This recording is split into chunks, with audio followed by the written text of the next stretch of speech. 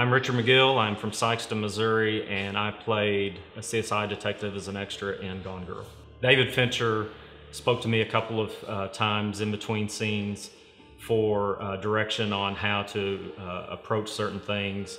In the scene, Patrick Fugit, one of the actors, and I enter a shed, and I have to take pictures of things that we find in the shed, and so it was how he wanted me to turn and take different pictures and basically make it authentic.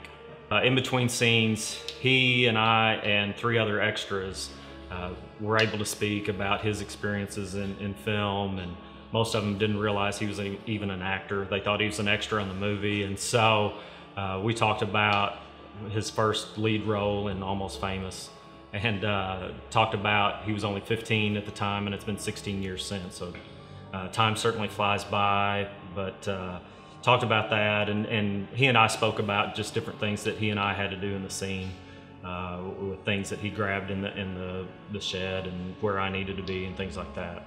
That David Fincher is very famous for doing scene or cut after cut of a scene, and the one he was on before, the director only wanted 1 or 2 takes, and so they wanted it to be fresh and authentic, whereas Mr. Fincher wanted it very detailed and knew exactly what he was looking for and wouldn't stop until he got it. And kind of the running joke for us extras was he always said 1 more time, and he would say that about 40 times, and then we'd switch the cameras and do it 40 more times. So that was the thing that probably stood out, was the contrast between that movie that he had just filmed and then Gone Girl.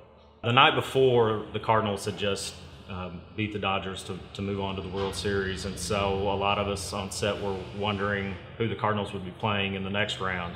The scene starts with Ben in the house, and so in between takes he goes back into the house and he's watching the Boston-Detroit game, and so we were curious as to what the score was, and ended up asking him who won. So there was a time we asked what the score was, and Boston had just come back, so he was excited that they were taking the lead, I think, in the 7th inning, and then we asked him once the game was over who won, and I'm glad I didn't say that the Cardinals would beat his Red Sox, because that did not happen.